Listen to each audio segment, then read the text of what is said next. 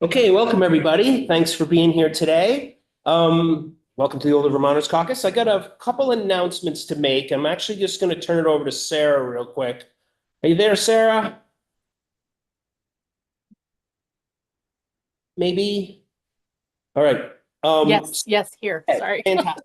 Thanks. Sorry about that. All No, right. that's great. So I know that you wanted to make an announcement about an upcoming event. So we'll start with that and then see if anyone else has any announcements.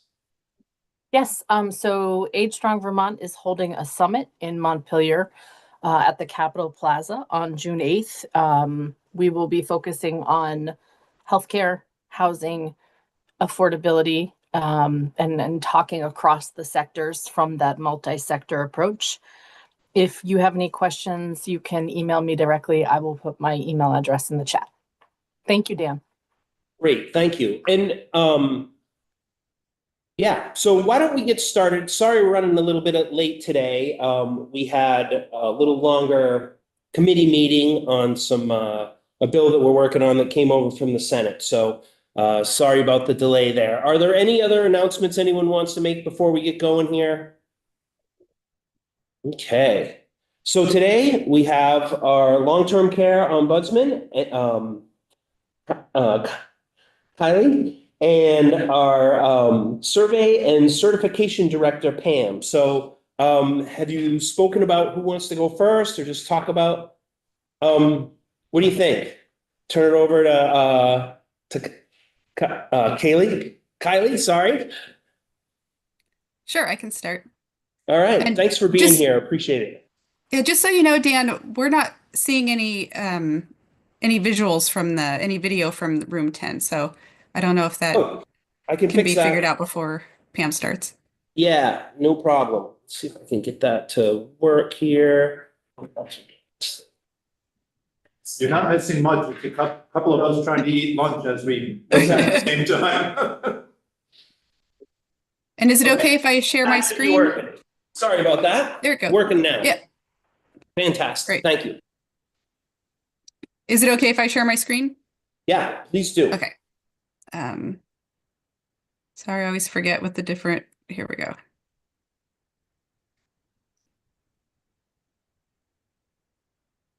All right, can you see my slides? Not yet. Oh, here. Now we can. Now it's coming on. Okay. Fantastic.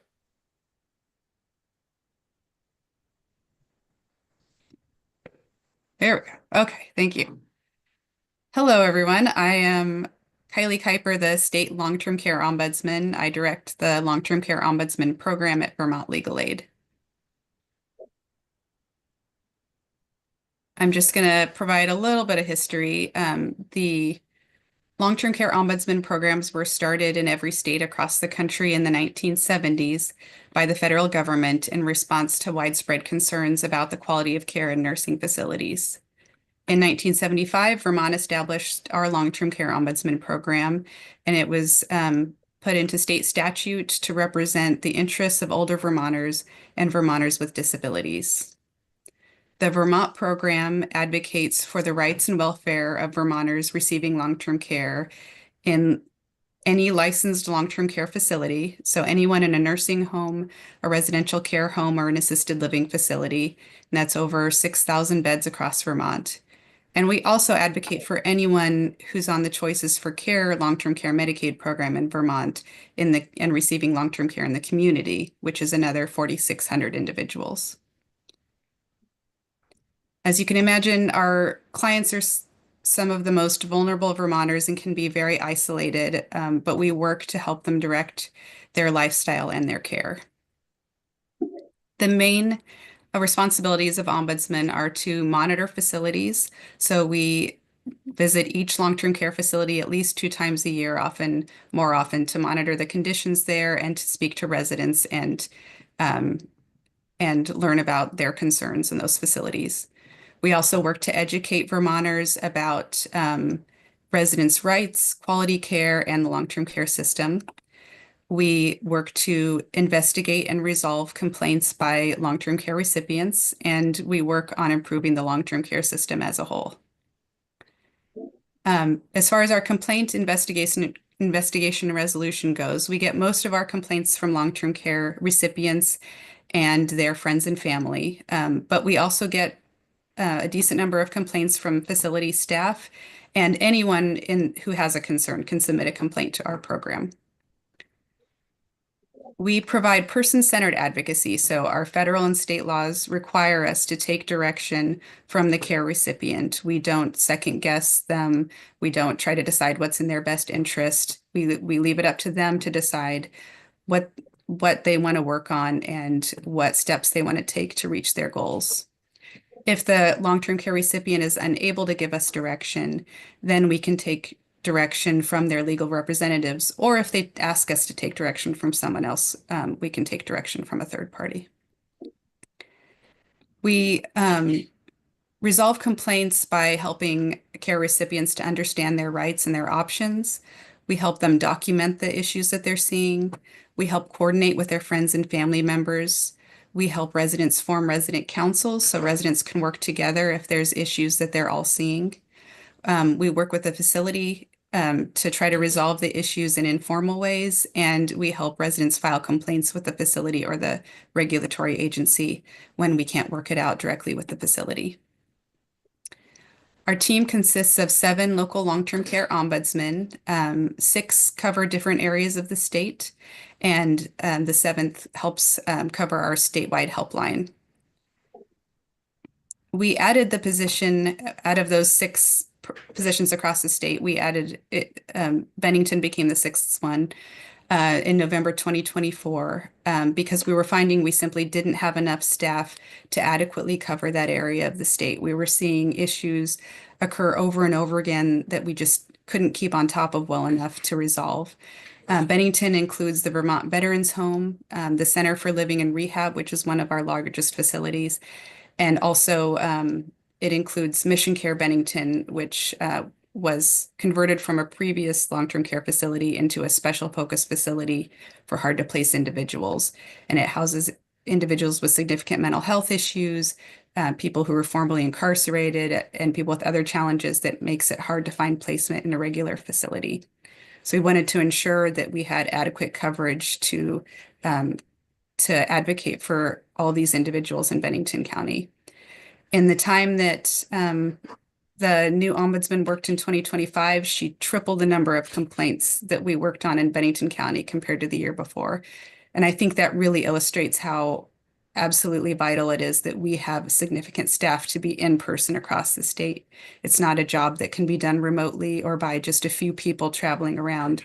We need to be able to be in facilities very regularly, speaking to individuals, learning about their concerns and working to resolve them.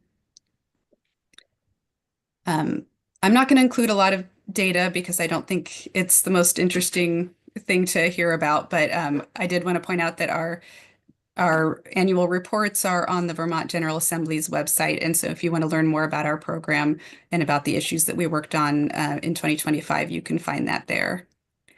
I included one table from our recent report that just shows the breakdown of the categories of concerns that we worked on. So the majority of the complaints we received were about care. The second most common complaint category was autonomy, choice, and rights. And the third was admission, transfer, and discharge and eviction.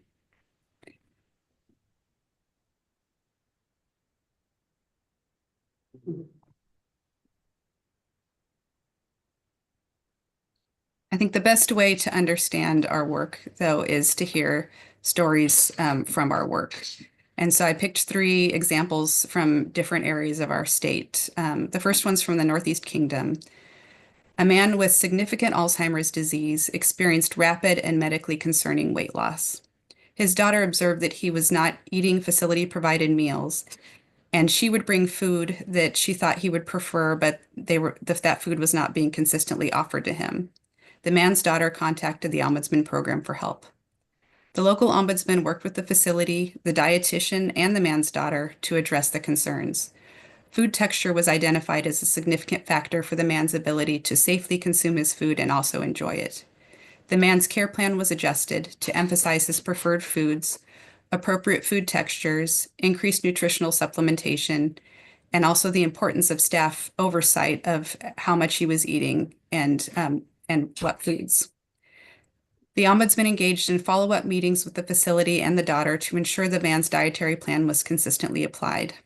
Once the man's nutrition improved significantly, his daughter reported that he became much more engaged and communicative, and he began playing the piano again. The second example is from Central Vermont. An elderly woman's daughter contacted the local ombudsman to report that her mother was being neglected at a nursing facility, which was resulting in significant weight loss, frequent falls, and repeated hospitalizations. In addition, the facility was not adequately communicating with the family about these issues. The ombudsman intervened, working with the family and facility staff. To address the falls, the facility provided the woman with better seating, a lower bed, motion sensors, mats, and a small rail for support. To address the weight loss, they worked on going over her diet, and they went over her diagnoses and tests to engage in a care plan meeting to address this with the team. The woman was prescribed a new medication, and her food consistency was adjusted appropriately. The local ombudsman also referred the woman to Vermont Legal Aid's Elder Law Project to get assistance with some issues she was having with long-term care Medicaid and Social Security. Ultimately, the family still felt that the woman was not receiving adequate care at the facility. The ombudsman helped the woman to move to a facility where she could receive better care and be closer to her family. In addition, the Department of Licensing and Protection was notified about the care issues observed at the facility. In the end, the family told the ombudsman that they greatly appreciated her work to help their mother. And finally, my last example is from Southern Vermont. A man was sent from his assisted living facility to the hospital after he had a fall and was injured. While he was hospitalized, the facility submitted an emergency and voluntary discharge request to Licensing and Protection, seeking to bar him from returning to the facility. The facility argued that his care needs exceeded their ability to manage him due to his fall risk. They included a letter from a hospital nurse practitioner stating he required a higher level of care than they could provide. The man reported the emergency discharge to the Ombudsman program and expressed that he wanted to return to the assisted living facility after completing rehabilitation. The local ombudsman spoke with the hospital care team, who said that steps could be taken to accommodate him at the assisted living facility, but the facility had refused to implement them. The ombudsman filed an appeal to the discharge, arguing that the man should be given more time to recover and the facility should attempt to care plan for him before they decide whether or not they can meet his needs. Licensing and Protection agreed, and the man won the right to return home after completing rehabilitation. The core part of the work that we do is to help individual Vermonters live the life that they want under the terms that they care most about. But our work also helps Vermont as a whole. We help avoid hospitalizations, homelessness, we support caregivers, and we also help to ensure that the large amounts of money that Vermont is paying into the long-term care Medicaid program is going to quality care and not just owner profits. Our program hasn't had a funding increase in 3 years, and we do have an appropriation request this year of $275,000. This would cover the additional Bennington position as well as significant inflationary increases, especially cost of health insurance has gone up significantly. We qualify for a Medicaid match, so it would only need to be about half that coming from the state. If we don't receive this increase, we will likely lose 2 ombudsmen, which is a quarter of our staff. We simply can't fulfill our state mandate without sufficient staffing to reach all long-term care recipients in person across Vermont. I wanted to end with a lovely quote from a thank you note that we received a few months ago from a client's daughter. She said that the local long-term care ombudsman prioritized her mother's voice despite her vascular dementia and aphasia at a critical time when she felt she had no voice. Please keep up the good work on behalf of Vermont's elders. If you or anyone you know would like to reach us, you can reach us on our helpline at 800-889-2047, option 3. And we also, as of a couple months ago, have an online request form where you can reach us through the Vermont Legal Aid's website, which is vtlawhelp.org. And the great thing about the online form is it includes questions that we specifically need answers to be able to get you help as quickly and efficiently as possible. And that's my presentation. Are there any questions? Yeah, thank you so much. I do have a quick question. So, so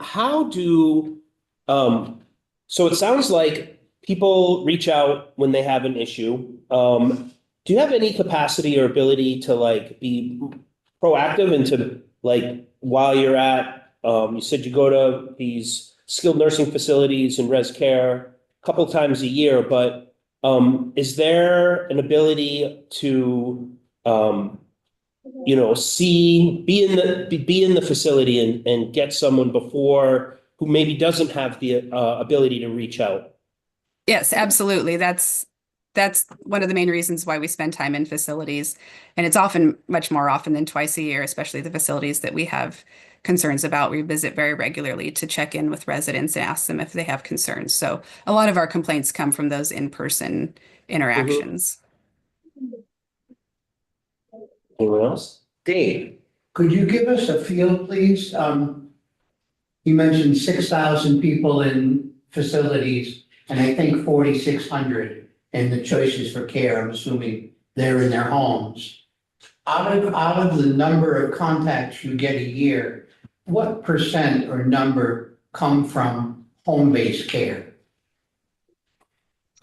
It's a significantly smaller number. I don't know off the top of my head, but I would guess between 5 and 10%, because we can't affirmatively visit people in their homes. We have statutory rights to be able to have access to facilities, and because it's a little more of a public place, we can just go there and without we're not allowed to warn them ahead of time, so we can check on the conditions, and it's just a different situation. We kind of have to wait for individuals in the community to reach out to us, so we don't hear from them as often. Thank you. Yeah. Absolutely. Do you know if your appropriation request was included in the budget? It was not included in the House budget.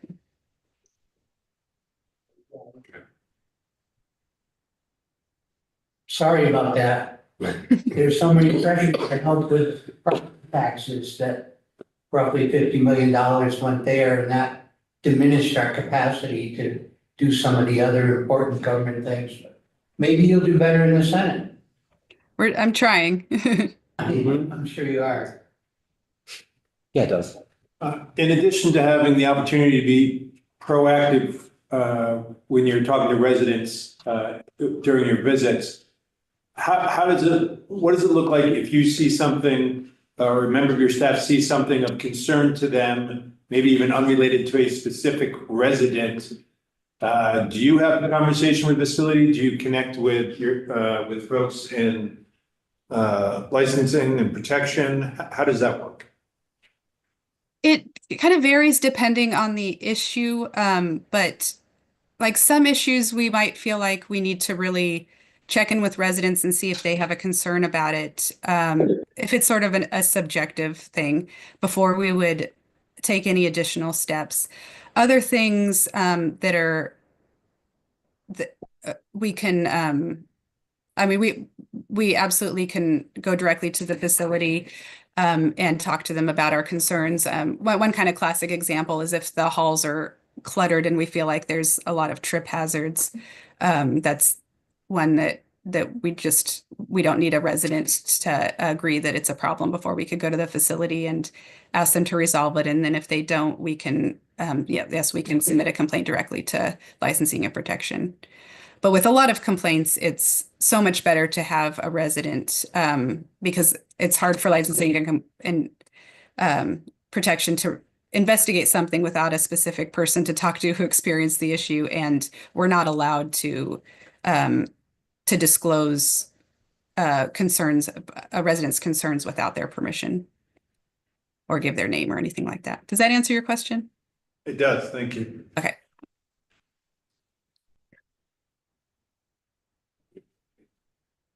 Okay. Thank you so much for all the work that you do, and definitely I continue to advocate for making sure that you have the funding you need. It's definitely important, especially as we look at our population. We're going to have more need to make sure that people are cared for. And, you know, one of the things that we've been talking about is definitely the ownership structure of some of our res care and skilled nursing facilities, how that could impact the need for having more ombudsmen, more people just keeping an eye on how people are being cared for. So appreciate your work, and thanks so much for being here today. Thank you for having me. So next we have Pam from licensing and protection. Am I saying that right? Okay, fantastic. Thank you so much for being here. I appreciate you taking the time to let us know about your work, and thank you. Great. I do not have a visual, so That's okay. Here for a discussion. So just to set the stage in terms of who we are and what we do, we are the Division of License and Protection. The survey and the certification unit and the APS unit are very separate. So Adult Protective Services also sits within the Division of License and Protection, but survey and certification are the licensing agency. We're also the CMS State Survey Agency. Sorry. The CMS State Survey Agency that covers the federally CMS certified. Can you just try not to use that quotes for us? Yeah, Yeah, non-human service. absolutely. So Centers for Medicare and Medicaid Services, we are their state survey agency for all federally certified agencies that are approved to accept Medicare and Medicaid funds. So we do the survey works for that. So if a agency accepts Medicare dollars, your department is involved with making sure that they're allocating those funds and doing what they say they're supposed to do. We make sure that they follow the health and safety regulations. So Okay. we oversee the health and safety portion of the care received in Medicare certified facilities. So yes. Okay. So we wear two different hats. So within our unit, we both do the Centers for Medicare and Medicaid Services federal work. We also do state licensing work. So the state licensing work is with residential care homes, assisted living, therapeutic community residences, and our home for the terminally ill that don't have any CMS certification option. There's no option for federal certification there, so we only state license those providers. But overall, we regulate 13 different provider types in survey and certification. Each of those provider types has its own set of regulations, own survey schedules, also their own enforcement opportunities to use if there are persistent non-compliance. So one of the ways that Kylie's program differs is that we have enforcement tools to use to force compliance. So we're not able to go in and mediate in real time and work with residents and resolve like some of those great stories that Kylie was sharing. That's not how we're able to work. We go in, we assess whether they have complied with CMS or state licensing requirements. And then if they haven't, sometimes enforcement options are used. They are mandated to submit a plan of correction if we have any deficiency findings. So we just carry the weight of enforcement with our rules and how we enforce them. We have, of the 13 different provider types, Centers for Medicare and Medicaid Services certifies hospitals, nursing homes, home health agencies, hospice, ambulatory surgical centers, dialysis centers, federally qualified health centers, rural health centers, and portable x-ray suppliers.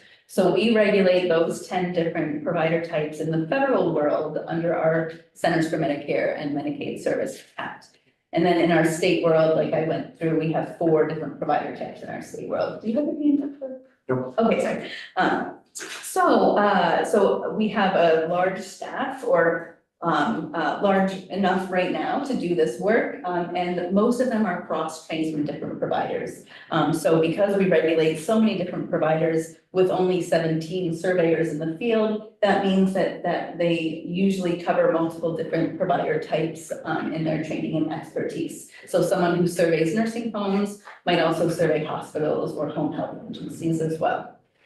We do both regular recertification and relicensing surveys. And then we are also responsible for receiving and investigating all complaints and all facility required reports. So the different regulation sets for our different providers require them to report to us certain things like untimely deaths or a missing resident. So those self-reports are treated like complaints. They all go through our complaint system where they're screened and triaged for investigation. All of our work, both the standard relicensing and recertification surveys, as well as the complaint investigations or investigations of self-reported incidents, are unannounced. So the facilities don't know that we're coming. And we walk in the door, we try to capture the environment and the care setting as close to a normal day as possible. Although when we do walk in the door, things start changing rapidly. Things, they're washing the walls and mopping the floors, but we try to capture as much as a day-to-day environment as we can. And that's why our surveys are unannounced. And we also try to be unpredictable, changing the month that we go in. And using our window to our greatest opportunity to try to catch the real environment instead of an environment set for the regulators to come in. So we do have a complaint unit, which I mentioned briefly. We receive, like the Ombudsman's office, we receive complaints from everybody and anyone. Anyone with a concern about a facility that we oversee or a provider that we oversee can call us or email us or fax us or however they want to get to us, and we look at all of those in terms of whether there's any alleged non-compliance. And then we triage it in terms of how fast we need to get there on site to do our investigation. Once we cite a deficiency, there is a requirement for providers and facilities to supply a plan of correction. And that plan of correction has to outline certain things about how they're going to correct the deficiency that we identified and also fix the system behind it. So we're very outcome oriented and we're very system based. Like if there's a broken system, we want to identify that and mandate a plan of correction for that. So the facility fixes the whole system, not just the piece that broke for that one resident, but the whole system so that it doesn't break for any further residents or harm any further residents. So once we have that plan of correction, we review it to make sure that there is enough information to allege that they're going to be in compliance if they complete this plan of correction. And then we go back on site, especially in nursing homes, we go right back in for another unannounced visit to make sure that they've corrected. There are some states that do a lot of offsite revisits, or they don't always go back.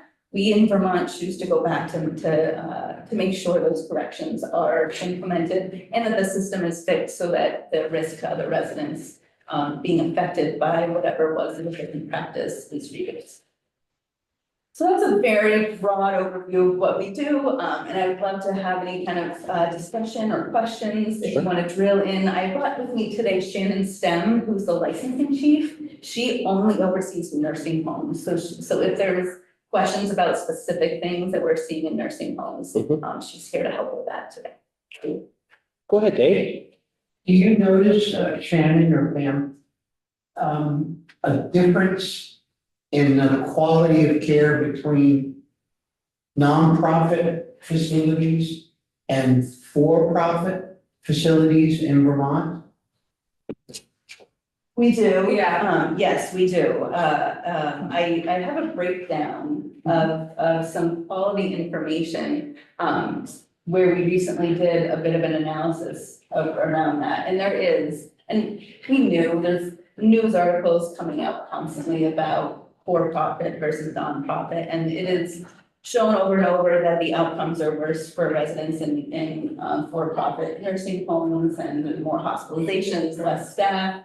But there is a correlation. Our lowest performing nursing homes are all for-profit in Vermont. Interesting. Yeah, go ahead. Oh, no, I just was thinking about something. Thank you.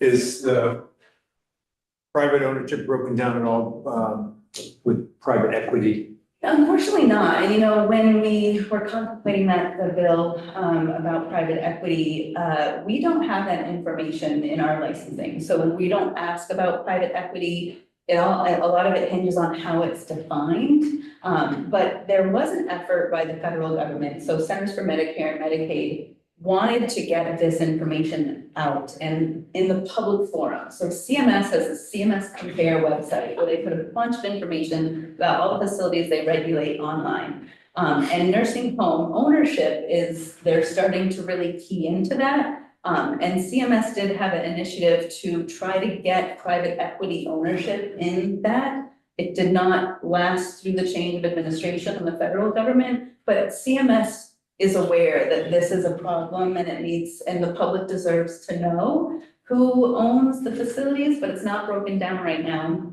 into private equity and non-private equity. So we just don't have that breakdown anywhere. We don't have the data.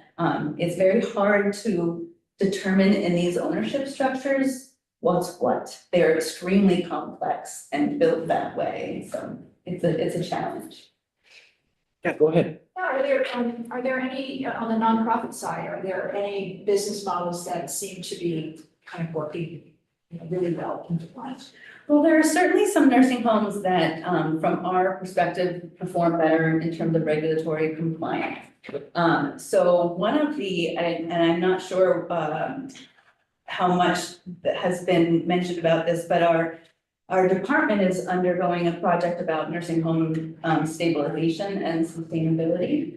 And in that work, we're really trying to get from the nursing homes what works well, and can that be replicated? Exactly. So there are work groups going on right now to get to the exact question of what is working well in your home, and can we replicate that or encourage replication of that in some of the lower performing nursing homes. And I'd love to take it a step further and say, are there potentially tax changes or changes in our state structures related to taxes or regulation that could make that, happen even more with less friction? So, obviously we have a rapidly aging population, and this is, a growth segment for us. So that would just be really interesting to know, like, what is helpful, what is not helpful, best management practices from other places, all that. And we're digging into that right now. It's great work that's going on. So Because I think about the need for investment across the state with the need for skilled nursing facility or res care. Money's got to come from somewhere. So the question is how can we make sure that when there is investment in these in this type of business, how are people cared for? And, makes all this work so much more important because we're just going to see a greater need in the future. So, yeah. Yeah, go ahead, Dave.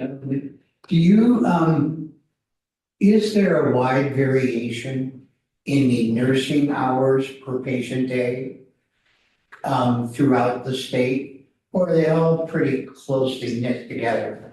And does it in any way correlate to case mix or patient acuity, severity of illness?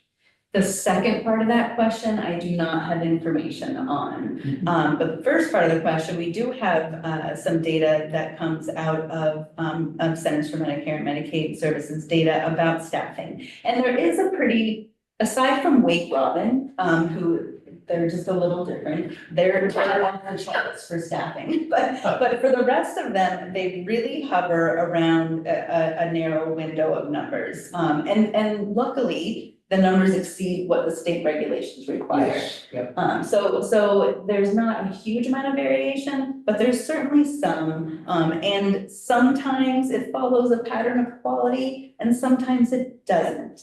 But I think that that might be natural staffing patterns of facilities and how they kind of play out.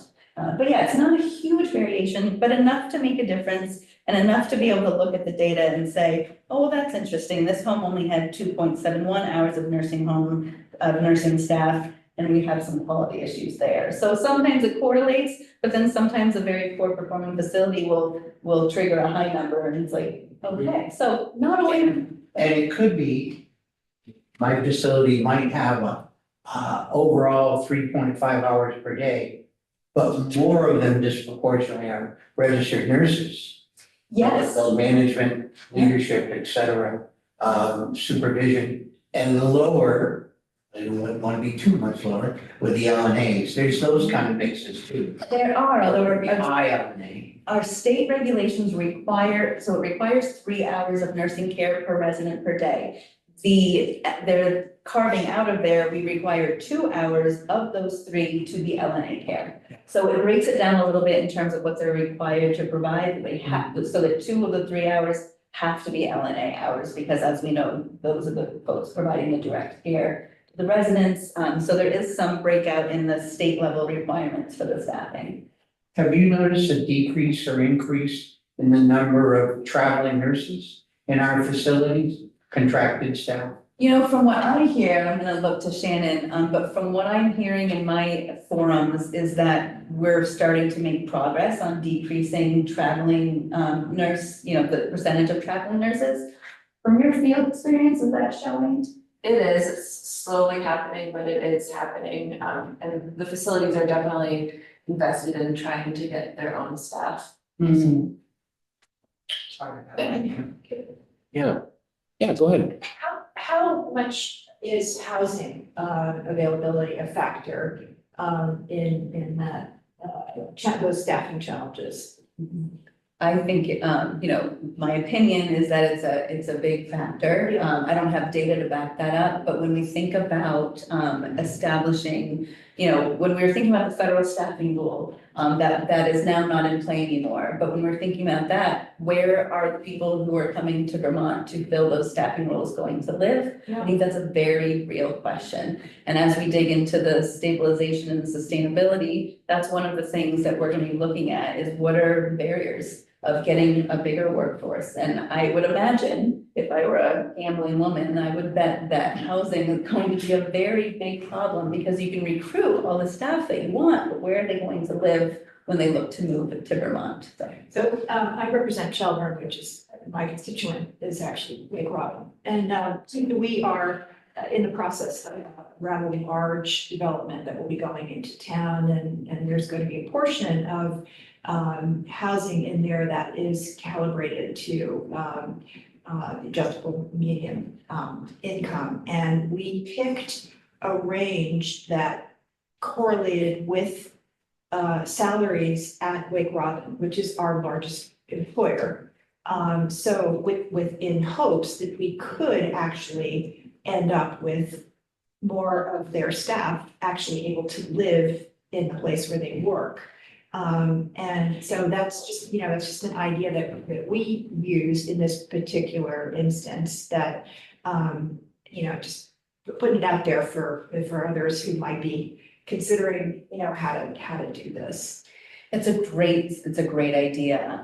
Nationwide, we hear about nursing homes that supply their own housing. And that's how they retain or attract and retain workers, is they provide housing that aligns with what the folks are making at their facilities. So there are creative solutions out there. And that's part of our work, is to explore some of these potential solutions. But housing, I think, is going to always be a big concern in terms of attracting the workforce that's needed to expand our nursing home capacity and our residential care and assisting capacity, which we all know we need to do.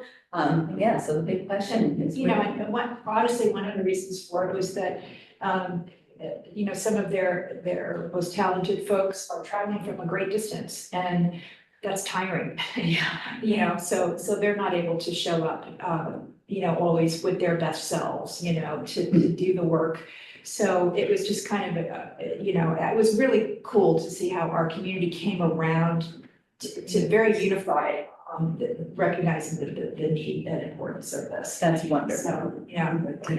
Now, if someone was looking for data on a particular facility, is there a dashboard or is that public information or? Yeah, so Centers for Medicare and Medicaid, so CMS Compare is the website, and you can compare hospitals, you can compare nursing homes, but in the nursing home section, you can get detailed data on ownership, turnover rates, how much they staff on weekends, what their quality deficiencies have been, what any enforcement penalties they've been given. So there's a lot of information on that CMS Compare website that's really helpful for people looking for a nursing home for their loved one, or just inquiring about the status of the nursing home in their town if they want to know. It's a really great resource, and you can really drill down, keep kind of clicking on the links by the different star ratings. You can really learn a lot about a facility looking at those, the numbers that they have, and it's all very public. Great. That's helpful. So do you have on your, the agency's website, do you have like a link to that? So Yes, that they can- yeah. Yes.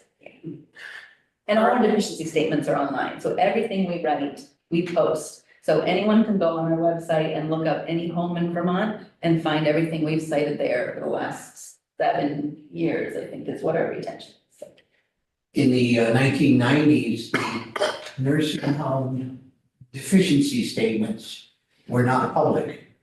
We passed legislation so that the public could see last year's survey and certification report. You think that might be helpful. So. yes, now it's a requirement. It has to be posted in a public place. And there even has to be a notice posted that there's more available to look at. So I gotta tell you a quick April Fool's story, 30 seconds or less. Yeah.